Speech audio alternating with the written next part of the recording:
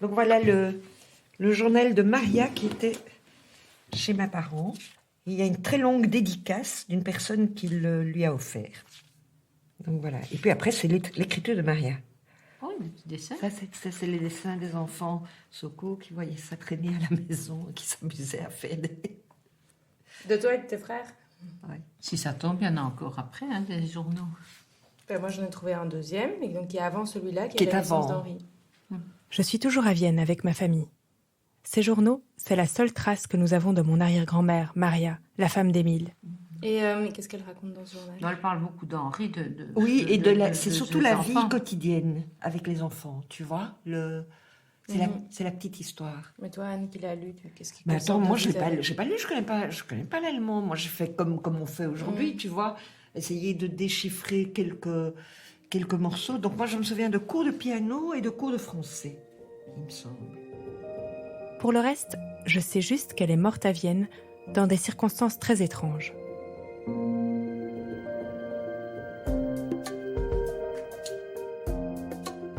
La Mallette verte, une série de Perrine Socal. Épisode 6, Maria.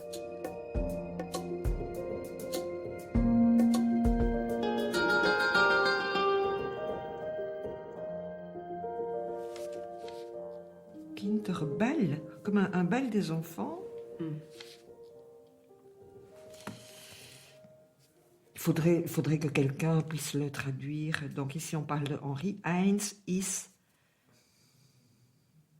Il a dansé mit einer kleinen Baroness. Henri a dansé avec une petite baronne. 28 décembre 1929. Maintenant que les fêtes de Noël sont terminées, je ne peux m'empêcher de ressentir une certaine nostalgie pour cette fête joyeuse, tant attendue des enfants. Tout le monde était enchanté de cette soirée de Noël, et le petit Gérard était particulièrement ravi des lumières sur le sapin. Son jouet préféré était sans aucun doute le train miniature, tandis que les deux plus grands jouaient une valse à 4 mains. Je pense les inscrire à des cours de piano avec Monsieur Tilgreger. Les soirées de présentation de ses élèves m'impressionnent beaucoup. Mars 1931. Maintenant, nous entrons dans une toute nouvelle phase. Et le déménagement est imminent. Nous quittons la Karlsgasse, où nous avons habité depuis le jour de notre mariage. C'est ici que nos enfants sont nés. Papa a acheté une grande et belle villa dans la Friedrichstrasse. Il l'a achetée sans que je le sache. Il faut l'aménager, et les enfants se réjouissent déjà du jardin avec les beaux noyers, et de la grande maison avec la belle véranda et le balcon. Moi-même, je suis déjà terriblement excitée en tant que nouvelle femme au foyer, avec les obligations qui m'incombent. Ce sont les dernières lignes que nous avons de Maria. En tout cas, nous n'avons pas retrouvé d'autres carnets. Ensuite, la vie de la famille a pris une toute autre tournure. Je retrouve la trace de Maria 8 ans après le déménagement, dans le dossier d'émigration d'Émile, en 1939. Peu après son arrivée en Belgique, en février 1939, Émile essaie de faire venir ses enfants et sa femme, mais les demandes de visa sont refusées. Maria meurt le 5 juillet. Et ça change tout, puisque les enfants sont seuls, sans protection à Vienne. Alors dès le lendemain de la mort de leur mère, ils reçoivent un laissez-passer pour rejoindre leur père Émile à Bruxelles. J'imagine mon grand-père, emballé de maigres bagages à la hâte. Il voit le journal de sa mère parmi ses affaires, laissé derrière elle. Il le jette dans la mallette verte. Il prend aussi quelques photos de famille et son appareil photo, son seul bien de valeur. Alors dans la nuit, Gérard et ses frères se dépêchent de rejoindre le transport organisé par l'avocat de son père. Et ils espèrent qu'il leur a trouvé une situation plus sûre à Bruxelles.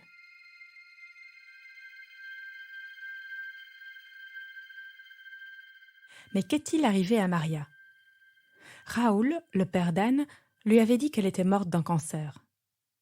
Henri, l'aîné, avait dit à sa famille qu'elle était morte d'un problème au cœur.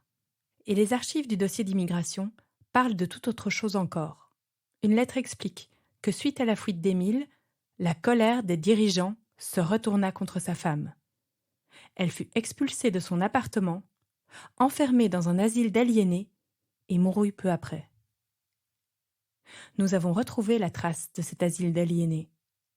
Il s'agit de l'hôpital Am Steinhof, aujourd'hui rebaptisé la clinique Otto Wagner.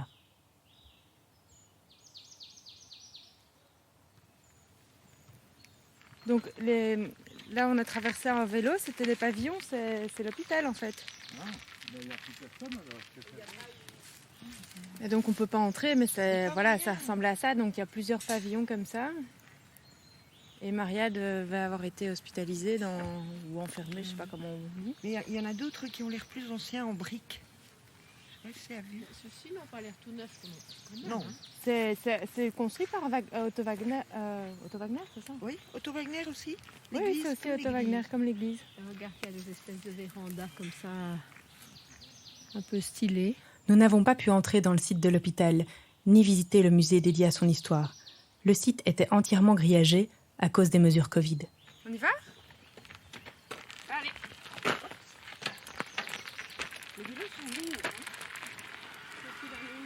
Alors j'ai appelé quelqu'un qui a bien étudié l'hôpital, son architecture et son histoire. Sabine Weber. Elle est professeure d'histoire de l'art et de l'architecture à l'université de Glasgow. En matière d'architecture et d'urbanisme, c'était très progressiste, très moderne. Ils ont fait appel à Otto Wagner pour leurs plans. C'était le père du modernisme en Europe centrale. L'hôpital a été pensé comme une cité-jardin, avec plusieurs pavillons répartis dans un parc. L'idée était que les patients puissent prendre l'air et même participer à des ateliers de jardinage. Mais tout ça, ce n'était qu'une utopie. Mais finalement, en termes de soins psychiatriques et de traitement des patients, ce n'était pas aussi progressif que ce que les fondateurs avaient envisagé, parce que c'était constamment surpeuplé.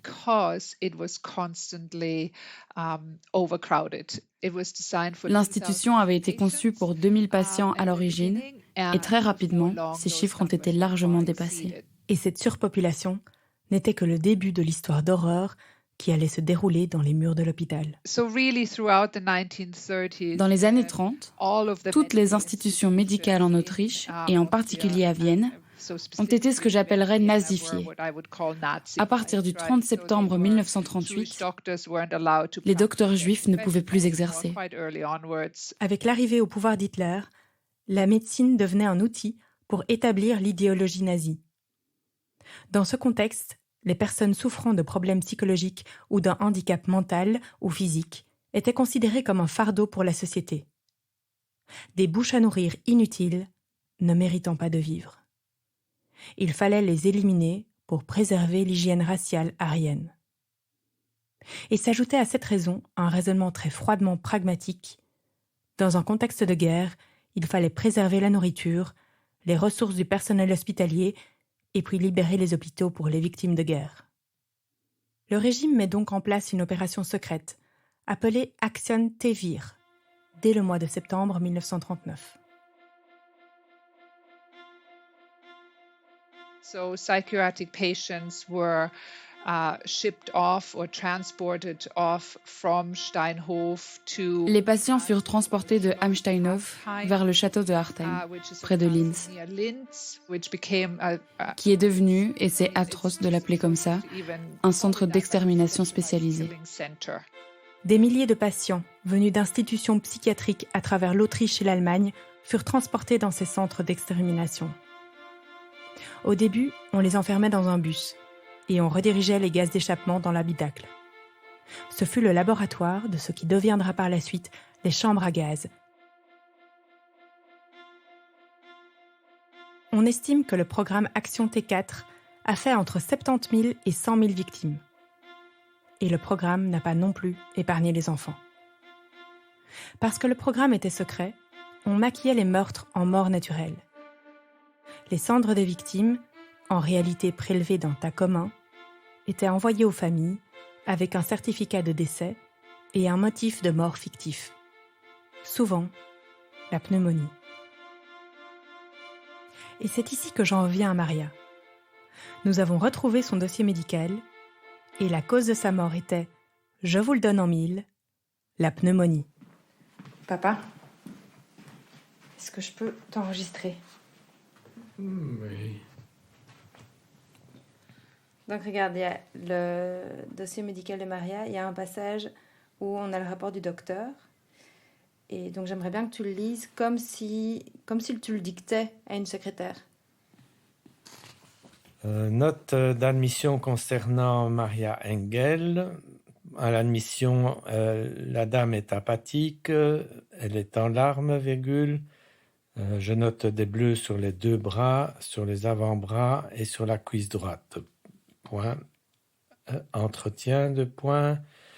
Elle est allongée dans son lit, virgule. Elle se plaint constamment à voix basse et devient plus vive lorsqu'on lui parle, mais elle ne se laisse pas fixer. Point.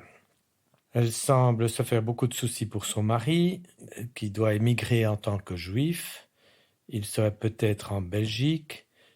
Elle semble avoir été obligée de quitter son appartement. Elle se serait installée chez sa sœur avec ses 3 enfants. Point.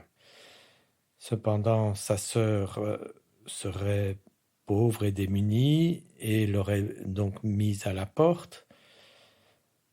Aspect physique, pâle, réagit à la lumière, dentition en bon état, auscultation et rythme cardiaque normal, auscultation pulmonaire normaux, réflexes normaux. La dame est renfermée. Elle se plaint de chaque contact sans spécifiquement distinguer un point douloureux. En résumé, c'est une femme de 47 ans qui présente surtout un tableau clinique anxieux sans éléments probants anormaux à l'examen clinique. Point final.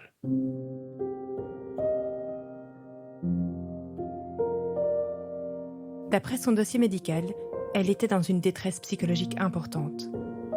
Mais on peut très bien l'imaginer, son mari avait fui en Belgique, elle essayait tant bien que mal de le rejoindre avec les enfants, mais les demandes de visa étaient refusées. La situation à Vienne à l'époque se détériorait énormément pour les Juifs. D'ailleurs, ils avaient été expulsés de leur maison. Émile était sans doute parti avec une partie de leur fortune. Et donc ce n'était absolument pas étonnant que dans ces conditions, Maria devienne si anxieuse.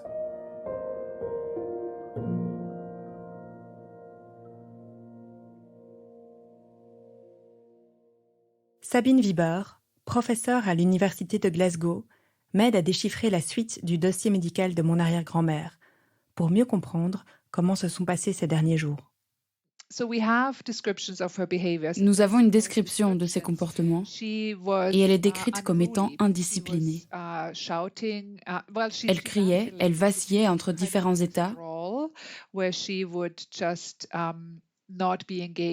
Elle se retirait du monde extérieur ou se mettait à marmonner et à être incohérente. Et puis, il y a des moments où elle était indisciplinée. C'est le mot qu'ils utilisent, donc difficile à gérer.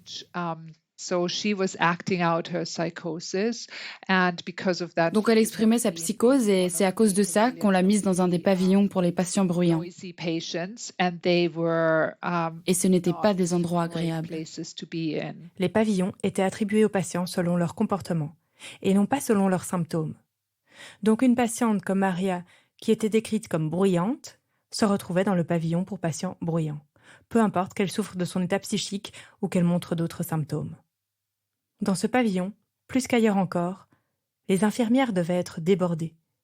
Elles tentaient tant bien que mal de garder les patientes sous contrôle plutôt que de les soigner réellement.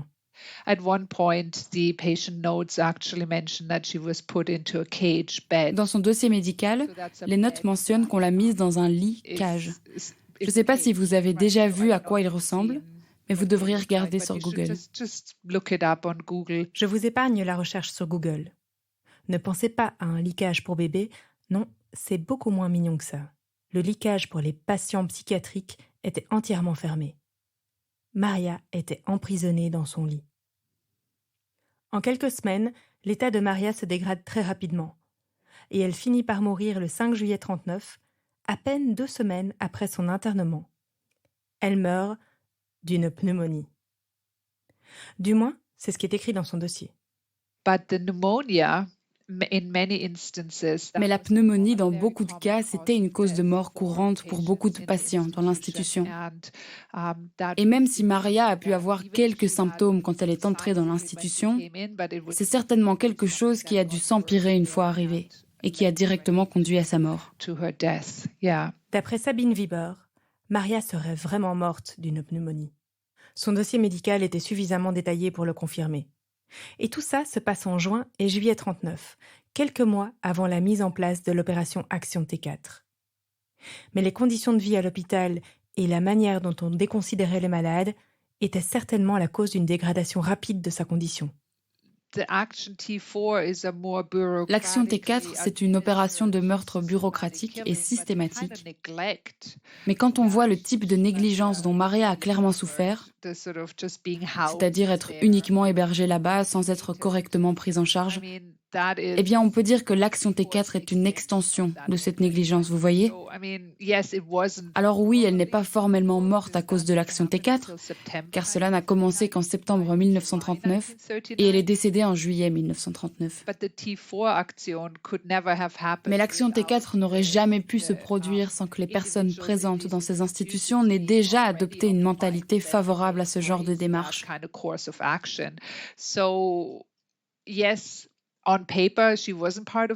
Donc oui, sur le papier, Maria ne faisait pas partie de l'Action T4, mais elle était internée pendant une période étroitement liée. Je veux dire, de juillet à septembre, ce n'est pas très long.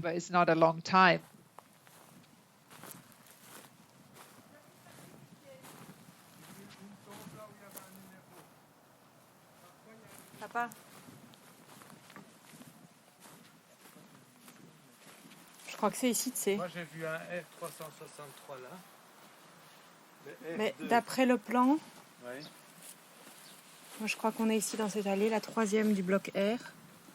Et donc là, il y en a qui sont en carré d'herbe. Ouais. Donc à mon avis, ça doit être ça. Parce que là-bas, il y avait 363 là.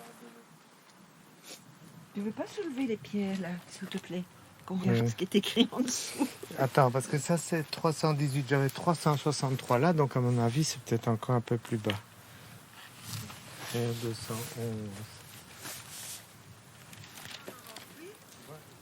199, 200, 201, 4, 5, 202, 6, 7, 8, 203, 9, 10, 11, 204, c'est celle-ci. 205, On a trouvé. 206, Annie, 207, on a trouvé. 208, 209, 210, 211.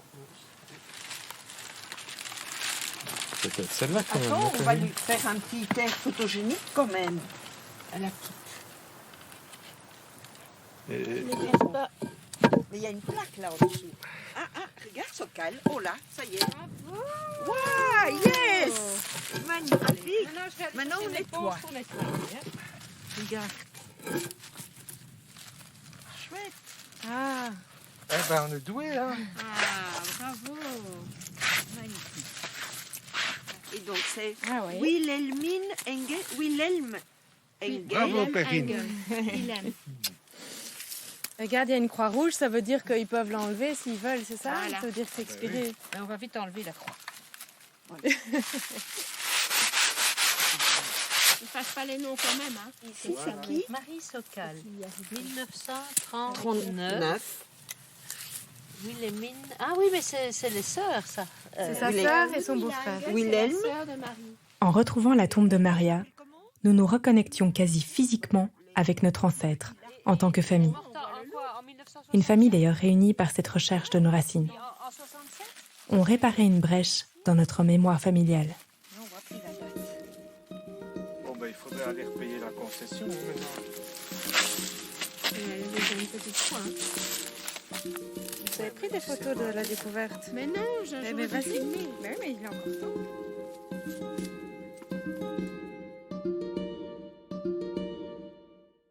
Le dossier d'immigration d'Émile nous avait fait croire que Maria avait été internée par représailles des Allemands. Mais c'était sans doute une exagération de la part d'Émile pour souligner le danger que sa famille courait. Il voulait insister sur la nécessité de les rapatrier au plus vite en Belgique.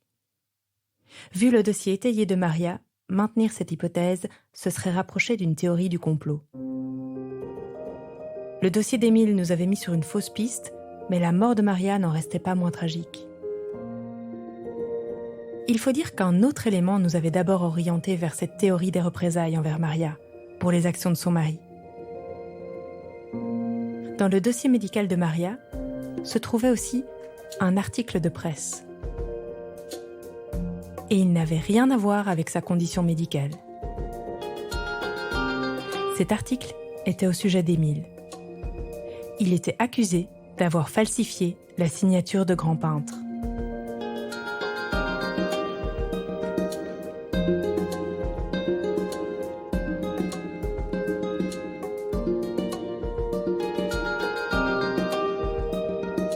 La Mallette Verte est un podcast réalisé par Perrine Sokal. Une production du Xara ASBL avec le soutien du Fonds d'aide à la création radiophonique de la Fédération Wallonie-Bruxelles et de la Fondation pour la mémoire de la Shoah. Merci à Robin Gabriel Roda, l'élève pianiste qui a interprété le Beau Danube bleu de Johann Strauss. Pour en savoir plus sur les recherches et sur le contexte historique, rendez-vous sur le compte Instagram La Mallette Verte.